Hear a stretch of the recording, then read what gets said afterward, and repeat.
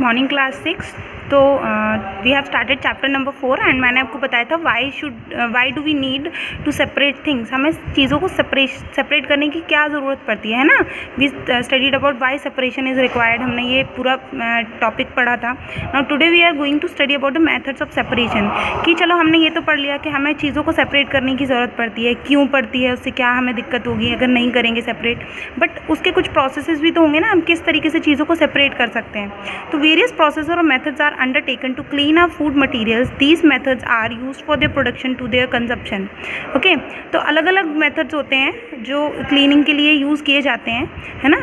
और ये मेथड्स जो होते हैं बेटा वो उनके प्रोडक्शन से लेके उनके कंजप्शन तक चलते हैं। मतलब जैसे क्रॉप होता है, क्रॉप का प्रोडक्शन किया जाता है ना, क्रॉप ग्रो किया जाता है, उसके बाद उसकी विनोइंग करी जाती है, हमने पढ़ा था।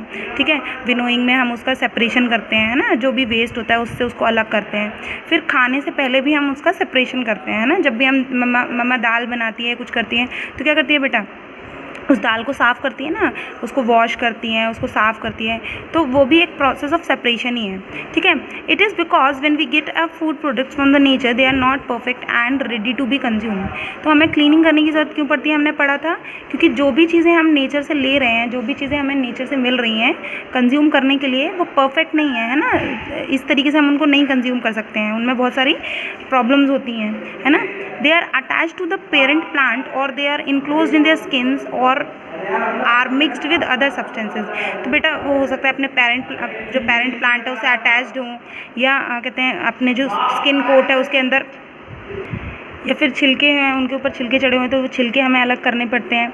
यस, या फिर उसमें दूसरी चीज़ें मतलब इम्प्योरिटीज़ मिक्सड हों तो हमें उनको अलग करना पड़ता है। So at the time of getting the food products from nature the process of separation और cleaning starts.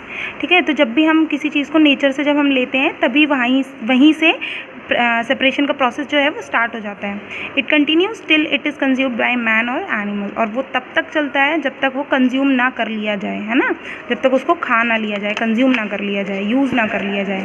Okay, so let's start with the first let us study various methods used to make any food material ready to be eaten in its pure form and clean form। मतलब उसको ready to consume बनाने के लिए हम क्या क्या processes करते हैं, मतलब उसको क्लीनिंग करने के लिए या फिर उसको सेपरेशन करने के लिए हम क्या क्या प्रोसेस करते हैं। तो फर्स्ट प्रोसेस है थ्रेशिंग, जो आपने इससे पहले वाले चैप्टर में भी पढ़ा भी होगा, है ना, तो या फिर 5th क्लास में पढ़ा होगा। So first is threshing.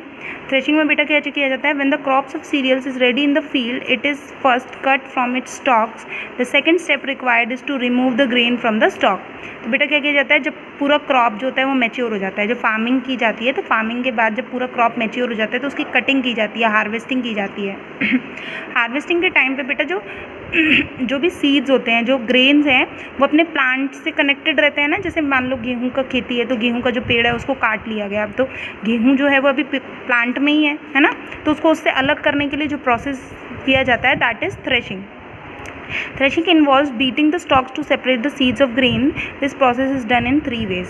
तो थ्रेशिंग कैसे की जाएगी बेटा, जो प्लांट्स हैं, जो भी प्लांट्स हैं उनको ही फ्लोर पे बीटिंग की जाएगी, मतलब उसको फ्लोर पे पटका जाएगा, तो क्या होगा, जो भी ग्रेन्स होंगे वो उससे अलग होने लगेंगे। तो ये 3 तरीके से किया जा सकता है। One is a manual way, manually किया जाता है। मैनुअली मीन्स हम अपने हाथों से करेंगे। इन विच लेबरर्स, जिसमें जो लेबरर्स होते हैं वो जो भी पेड़ होते हैं उनको लेके और ज़मीन पे पटकते हैं। ठीक है, तो